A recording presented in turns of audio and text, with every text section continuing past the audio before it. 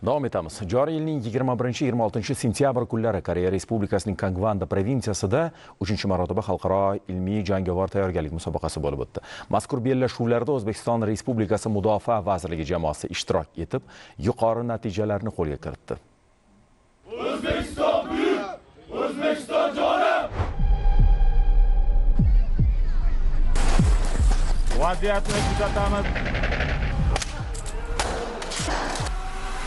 3-marotaba o'tkazilgan xalqaro ilmiy jangovar tayyorgarlik musobaqasida Koreya, O'zbekiston, AQSh, Yangi Zelandiya, Kambodja davlatlari hamda NATO qo'shma guruhidan jami 16 ta jamoa va 500 nafarga yaqin harbiy xizmatchi ishtirok etdi. Quvonarlisi, mazkur bellashuvlarda O'zbekiston Respublikasi Mudofaa vazirligi jamoasi hatto mezbon davlatni ham ortda qoldirdi.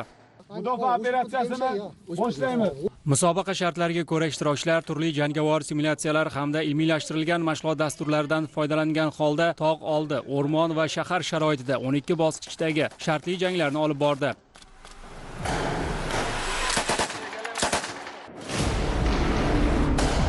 Baholash jarayonida guruhlarning shartlarini to'liq bajarishi, jangovar harakatlar qoidalariga rioya qilingani, hujum va mudofaada shartli dushmanni yakson etish va omon qolish darajasi hamda jangovar harakatlar taktik vaziyatga mos kelishini har tomonlama tahlil qilish va xabardor qilish natijalari inobatga olindi. E'tiborga molik tomoni, harbiylarimiz shartli dushmanning zaxira va asosiy qo'mondonlik punktini qo'lga olish sharti uchun 21 daqiqa sarfladi. Shu vaqtgacha musobaqa tarixidagi eng yaxshi natija 33 daqiqa bo'lgan. Mudofaada turib shartli dushmanni yakson etish vazifasini ham 4 daqiqaga kamaytirib, 25 daqiqada bajargan holda musobaqa rekordlarini yangilashdi.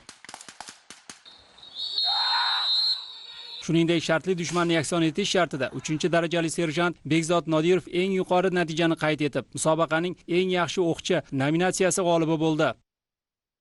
Shu tariqa O'zbekiston Respublikasi Mudofaa vazirligi jamoasi joriy yilda ham mazkur xalqaro ilmiy jangovar tayyorgarlik musobaqasida 1-o'ringa sazovor bo'ldi.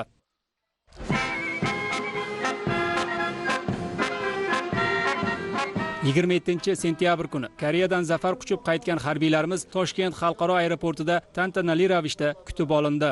Sohibqiron Amir Temur va Jaloliddin Manguberdi kabi havo kalonlarimiz avlodlari ekanligimizni isbotladik. Bular bizdan so'rayapti, sizlar 3-marotaba qatnashib 1-o'rinni olishga sabab nima?